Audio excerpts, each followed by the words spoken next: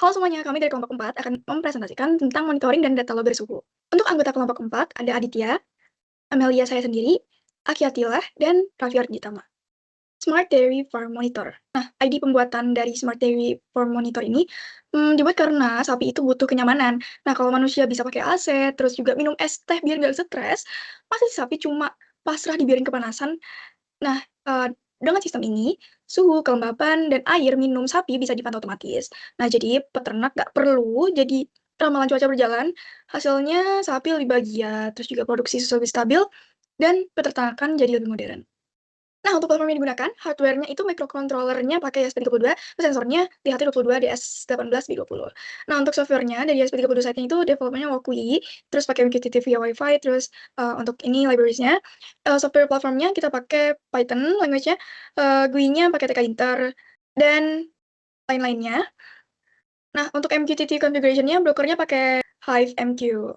Jalur data dari sensor ke visualisasinya. Nah, yang pertama saya bakal ngejelasin sensor data collection-nya yang kita di sini pakai 32 site, di mana nanti bakal ada DHT22, ISP32, dan juga DS18B20. Nah, untuk yang DHT22 ini ntar bakal ngebaca suhu udara dan juga kelembapan setiap 5 menit, jadi konstan gitu. Terus abis itu juga ada DS18B20, di mana nanti bakal ngebaca suhu air minum si sapi tersebut secara paralel. Nah, dari kedua sensor ini, ntar bakal masuk ke ISP32 gateway, yang mana nanti bakal langsung dihitung THI-nya atau temperatur humidity index-nya itu dengan formula standar yang udah dijelasin di kode gitu. Nah, untuk yang kedua, ini ada MQTT publishing yang kita tuh pakai dual topik strategi. Di sini nanti ESP32-nya bakal ngirim data ke Hive MQ Broker menggunakan dua topik. Yang pertama topik sensor data. Nah, di sini nanti bakal ada data sensor secara kontinu gitu, secara real time. Terus topik yang kedua ini ada alert di mana nanti bakal berisi data peringatan jika ada kondisi tertentu. Nah, untuk yang ketiga data reception dan processing di Python side. Bentar. Nah, kalau di yang ketiga ini data reception, ini ada Python app di mana dia bakal berperan sebagai subscriber dari MQTT-nya. Nah, di sini ada GUI treat yang nanti bakal nampilin data secara real time gitu di layar. Terus untuk memproses data, menyimpan ke SQL database dan juga menangani logika alert dari GUI, nanti itu tugasnya si background treat gitu, data processing-nya. Terus untuk flow kerja program kita, di sini ada 3 fase. Saya bakal ngejelasin dari fase yang pertama dulu, yaitu sistem initialization, di mana di sini si ISP32-nya itu bakal nyambungin ke Wi-Fi, terus inisialis sensor menggunakan DHT22 sama DS18B20-nya tadi, terus juga nanti bakal setup MQTT client dan juga koneksi ke HiveMQ sebagai brokernya. Untuk yang Python app startup-nya, ini ntar bakal inisialisasi database-nya, terus ngebuat komponen GUI, dan juga bakal setup MQTT client-nya juga. Nah, yang terakhir dia bakal ngejalanin background cheat-nya, data processing tadi. Nah, untuk yang kedua, yang continuous monitoring loop, ini setiap 5 detik nanti si SP32-nya bakal ngebaca sensor, ngehitung THI, nge-publish data ke broker, dan juga bakal selalu ngecek kondisi alertnya. Ini untuk yang ISP32. Nah, untuk yang Python side-nya, nanti dia bakal menerima data dari ISP, update UI secara real time, terus nyimpan ke database, dan juga dia bakal memproses alert dari ISP32.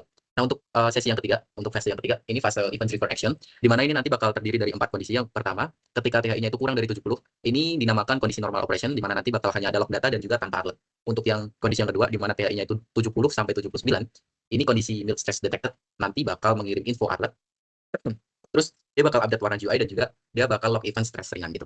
Untuk kondisi yang ketiga di mana THI-nya itu 79 sampai 48, kondisi ini disebut dengan moderate stress. Dia bakal mengirimkan warning alert, terus dia bakal ngirim emergency alert, terus dia bakal nampilin pop-up notifikasi, dan juga dia bakal nge-highlight di dashboard kita. Nah, untuk kondisi yang terakhir, yang THI-nya itu lebih dari 84, ini kondisi emergency di mana dia bakal ngirim emergency alert-nya juga, dia bakal pop-up kritis, dan juga dia bakal ada audio notifikasinya, dan dia bakal mencatat event darurat. Berikut rangkaian dan library ESP32 Wakui. Di sini saya akan menjelaskan mengenai kode yang ada di Wakui dan juga sensor apa saja yang dipakai di dalam proyek kali ini. Yang pertama ada sensor DHT22 yaitu sensor suhu dan kelembapan, lalu ada sensor DS18B20 itu sensor suhu air, dan di sini kita menggunakan ESP32. Nah, untuk kodenya di sini ada include Wi-Fi, include POP sub client, lalu ada Arduino JSON, DHT.h, unwire.h, dalam temperatur.h. Lalu di sini ini untuk mendefinisikan pin, terus inisialisasi sensor, lalu ada Wi-Fi residential, lalu ada konfigurasi MQTT-nya, lalu dilanjut di sini untuk mengkalkulasi nilai THI-nya sesuai dengan spesifikasi yang diberikan pada laporan. Lalu ada formula THI standar seperti ini, float THI 1,8 kali temperatur Celcius plus 32, dan seterusnya seperti ini. Lalu untuk level THI-nya, untuk alerting di sini jika THI kurang dari 70 artinya normal, lalu jika lebih dari 79 itu mild stress, lalu ada THI lebih dari 84 itu moderate stress. Selain itu severe stress, lalu ada alerting. Jika nilai THI-nya lebih dari 84 itu adalah emergency, lalu jika nilai THI-nya lebih dari 79 itu ada warning, lalu THI lebih dari 70 itu adalah info. Selain itu lalu ada setup Wi-Fi, reconnect to MQTT, lalu untuk publish datanya ini ada DHT temperatur and DHT humidity, lalu untuk DS18B20 sensornya ini seperti ini, DS18B20, temperatur, chip by index, lalu validasi DHT22, lalu ada validasi DS18B20. Lalu ada di sini mempublish sensor data, lalu ini ada publish alerting, seperti ini keadaannya, alert level emergency warning atau info. Lalu ada setup, di sini setupnya seperti melanjutkan seperti di atas, jika kurang dari 70 normal sampai lebih dari 8 berat, itu keadaannya stress berat. Lalu di sini ada setup wifi, cek sensor count dari DS18B20, lalu yang terakhir untuk maintain MQTT connection-nya. Oke, di sini kita akan memperagakan cara kerjanya. Jadi on dulu. Ya. Nanti kita bisa atur suhunya di sini ya untuk memperagakan. Kita buka dashboard alertingnya dulu. Sebentar. Sini masih ya udah online.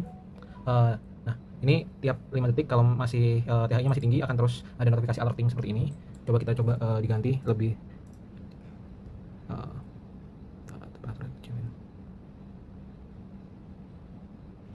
ya, ini kondisinya udah normal. Kalau kondisi normal dia ada dashboard, di dashboard akan menampilkan kondisi seperti ini. Kalau tadi lebih dari 70 akan ada pop up dan ada notifikasi di sini.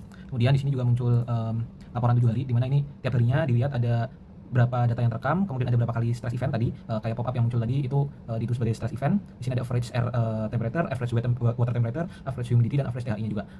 Kemudian di sini ada grafik tren 24 jam, ini menggunakan library Matplotlib. Kemudian di sini kita bisa mengekspor data juga, ekspornya ini dalam format CSV. Namun di sini kita bisa lihat di database-nya kita menggunakan SQLite Tree. Di sini ada sensor readings, menyimpan semua data sensor yang terbaca. Kemudian juga ada alert logs. Ini kalau ada alert langsung masuk sini. Oke baik, itu saja presentasi dari kelompok 4. Terima kasih.